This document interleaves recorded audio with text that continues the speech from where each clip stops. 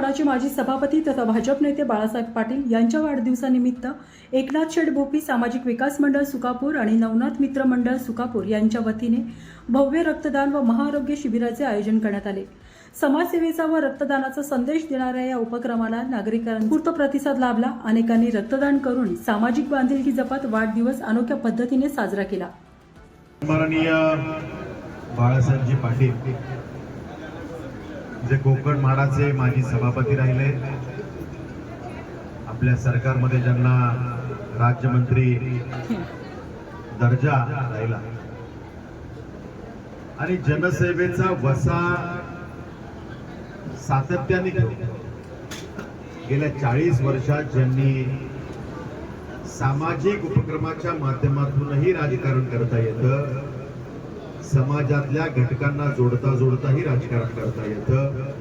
राजकारण म्हटलं तर फक्त एकमेकांवर कुरगुड्या करणं, नकारात्मक गोष्टी करणं इतकंच गरजेचं नाहीये, तर सकारात्मक दृष्टीनं सुद्धा पॉझिटिव्ह पॉलिटिक्स करता येतं। हा आदर्श ज्यांनी आपल्याला घालून दिला, जो पायंडा ज्यांनी घालून दिला, त्या व्यक्तिमत्वाचं नाव म्हणजे आदरणीय बाळासाहेब पाटील। आणि त्यामुळे खऱ्या अर्थानं कुठलाही राजकीय पक्ष असो, त्यांचा एक वेगळा चाहता वर्ग आहे।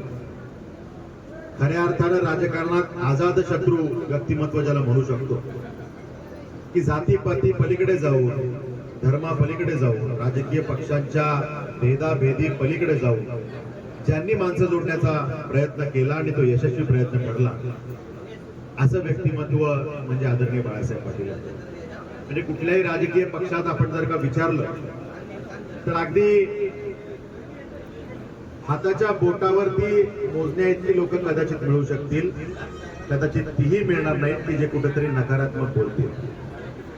99.99% मंडळी त्यांच्याविषयी चांगलंच बोलतील, सकारात्मक बोलतील, त्यांच्या समाजकारणाविषयी बोलतील,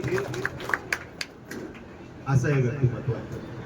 आणि त्यामुळे त्यांचा वाढदिवस जेव्हा असतो तेव्हा आमच्या सारख्या कार्यकर्त्यांवर सुद्धा एक नैतिक जबाबदारी असते की तो वाढदिवस त्या दर्जाचा होणं अपेक्षित आहे। आणि म्हणून आपण बघतोय की 3-4 दिवसांपासून अनेक सामाजिक उपक्रमांची मालिका सुरू आहे। आज सुकापूरमध्ये आमचे युवा सहकारी की ज्यांनी युवांना जोडण्यासाठीचा एक वेगळा आदर्श घातलेला, खर तर समाजकारणाचा वारसा ज्यांना वडिलांकडून मिळाला, आदरणीय स्वर्गीय एकनाथ शेठ भोपी यांच्या कार्याचा गवगवा, कार्याचा विस्तार हा संपूर्ण पंचक्रोशीत त्या ठिकाणी आहे। आणि त्यांचा हा वसा आणि वारसा घेऊन त्यांचा हा सुपुत्र श्रीनाथ भोपी हा ताकदीनं त्या ठिकाणी जनसामान्यांच्या कल्याणासाठी काम करतो। आणि त्यामुळे आज या ठिकाणी रक्तदान शिबिर असेल, आरोग्य शिबिर असेल, नेत्रचिकित्सा शिबिर असेल, या माध्यमातून मला सामाजिक उपक्रम साकारायचा आहे। आदरणीय बाळासाहेब पाटीलजींचा वाढदिवस असेल तर तो वेगळ्या पद्धतीने सेलिब्रेट करण्यापेक्षा मी सामाजिक उपक्रमाच्या माध्यमातून साकार करेन, असा संकल्प श्रीनाथने केला, त्याच्या सहकार्यांनी केला आणि आज हा कार्यक्रम या ठिकाणी साकारला जातोय। श्रीनाथ, मी मनापासून तुझा आणि तुझ्या सहकार्यांचं अभिनंदन करतो की खूप चांगला उपक्रम या ठिकाणी आपण साकारला।